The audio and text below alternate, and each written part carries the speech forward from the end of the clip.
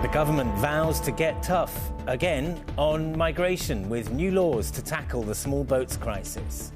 If you come to the UK illegally, says the Prime Minister, make no mistake, you will not be able to stay. But human rights groups question whether the plan will work.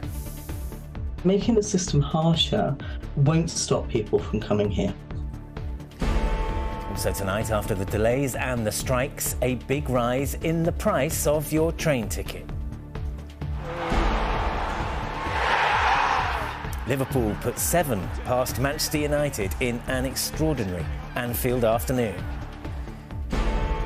And 1 year after that slap, Chris Rock is back on stage and he's laughing about it.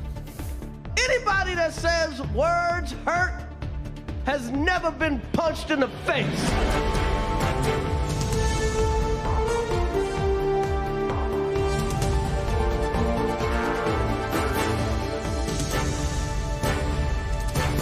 This is ITV News with Geraint Vincent. Good evening. Despite all its efforts and rhetoric, the problem of people trying to get to the UK by crossing the Channel in small boats has proved a stubborn one for the government. Nearly 3,000 migrants have made the journey so far this year.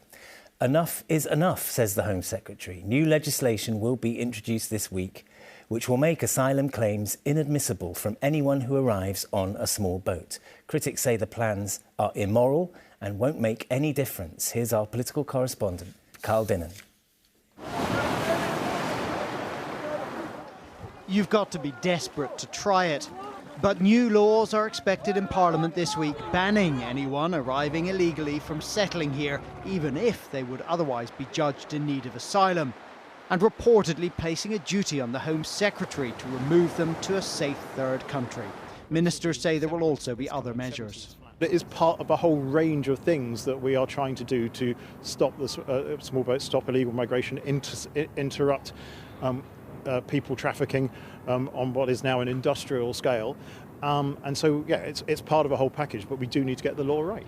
Is it humane to tell people that if they've arrived here illegally, many of them won't have any clue what the law is, that they can never stay here? Yeah, I think it is, actually. I think it's completely fair and legitimate. No one disputes the dangers of this crossing or the tragedy of those attempts that fail.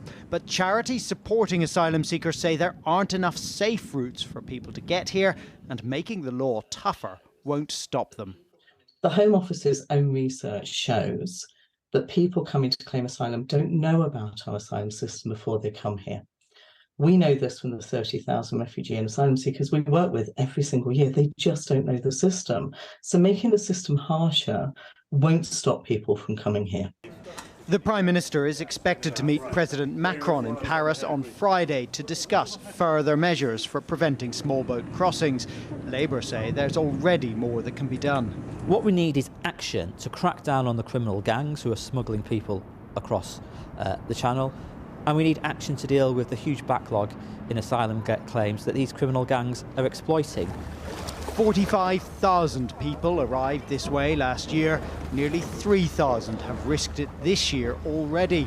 And the Prime Minister has staked his reputation on stopping them.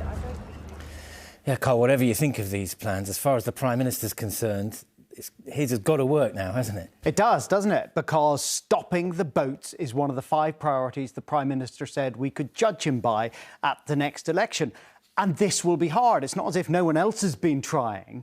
Although Downing Street did throw a bit of shade towards previous Home Secretaries today, a source saying successive governments have talked a good game on curbing illegal migration, but ultimately pulled their punches. We are going to be taking decisions no other government has been willing to take. Now, in the first instance, I think that this is pretty tough legislation, but ultimately it could mean detaining thousands of people, some of whom will be young Albanian men, but some of whom could be Afghan families, for example. It will mean sending people to Rwanda, if they can get that through the courts, but it could also mean breaking obligations under the UNHCR Refugee Convention, which is potentially a very serious step. I think, though, the practical side of this will also be very important, and what happens on the other side of the channel. And to that end, a reported phone call with President Macron tomorrow ahead of that summit with him on Friday for the Prime Minister will be what could make or break this plan. OK, Carl, many thanks. Now, despite record levels of poor reliability and strikes which make rail travel impossible, train fares have gone up today, and by quite a lot. Ticket prices in England and Wales will rise by nearly 6% on average. That's the biggest rise in more than 10 years. The government says the increase is well below inflation and delayed. Here's Ian Woods. It's the biggest price hike for a decade, but it could have been worse. For many years, the cost of a rail ticket mirrored the annual rate of inflation. That's currently in double figures, so a 5.9% increase might not seem so harsh. But it comes after a prolonged period of strike action, which has seen 1 in 25 journeys cancelled. And even when services are running, getting a train doesn't guarantee getting a seat. The watchdog, which lobbies on behalf of passengers, says the increase is hard to justify.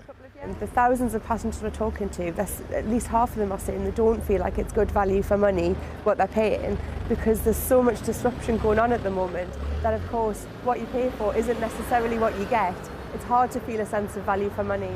The increase means travelling between Gloucester and Birmingham could now cost close to £5,000 per year. Meanwhile, Woking to London could set you back almost £4,000, and a flexi season ticket travelling 2 days a week between Liverpool and Manchester could increase by more than £100. The Rail Delivery Group, which represents the train company, said that a below-inflation increase was understandable, but said that fares need to be set at a level appropriate to the industry and its customers. Of course, a higher increase would make it harder for both the management and the government to argue that the rail unions should lower their pay demands. But commuters are understandably frustrated. The price rise is excessive given the service that we're getting, which hasn't been ideal. Our salary is not going up by the same amount. It's discouraging people from using our public transport. Nothing's improving with that 6%. I know it's all mathsy with inflation, but I'm not seeing anything for it, and it happens every year and it gets me every time. The Scottish Government has yet to announce a price increase north of the border, while fares in Northern Ireland are going up by 7%. Ian Woods, ITV News. Ambulance strikes scheduled for tomorrow and Wednesday in England have been called off after the Unite Union agreed to join talks over pay. It follows the decision by Unison and the GMB last Friday to cancel their plans for industrial action after what they described as a huge shift in the government's position. Harry and Meghan say they have been in email correspondence with the King's office regarding his coronation, but they say a decision on whether they will attend will not be disclosed at this time. Since the publication of Prince Harry's book, it has been unclear whether the couple would be invited to the event in May. And the UN has reached an historic conservation agreement for much of the world's oceans. After 10 years of negotiations, the UN High Seas Treaty will formally protect 30% of international waters by 2030. Manchester United fans, hoping that their team were embarking on something of a renaissance, received a painful wake-up call today. They were outclassed by Liverpool and they suffered their worst league defeat in 92 years. It ended 7-0. There were 2 goals for Mo Salah, who has become the club's record Premier League goalscorer. As for United, their manager described his side's performance as unprofessional. Chris Scudder has this report. Humiliation for Manchester United. No one could have seen this coming. United were bang in form, but what a place to be humiliated like never before. When Cody Gakpo broke through just before half-time, there was no hint of what was to come. United just fell apart painfully at the hands of their greatest historical rivals. Incredibly, they shipped 6 goals in the second half. Blink and you missed them. The team Liverpool loved to beat most were ramming it down United's throats again. They'd won this fixture 4-0 last season, and now they were going beyond that. It was too much for the United faithful to stomach, and they were streaming towards the exits. They'll be glad they missed the rest of the embarrassment as Mo Salah became Liverpool's record Premier League goal scorer. Shirts off. And then Anfield's seventh heaven or United's day from hell. The joint worst defeat in their long and glorious history. Chris Scudder, ITV News. Arsenal's women are celebrating victory in the Continental League Cup final. They came from a goal down to beat Chelsea 3-1 in the final at Selhurst Park, with all the goals coming in the first half. It is Arsenal's first trophy for 4 years.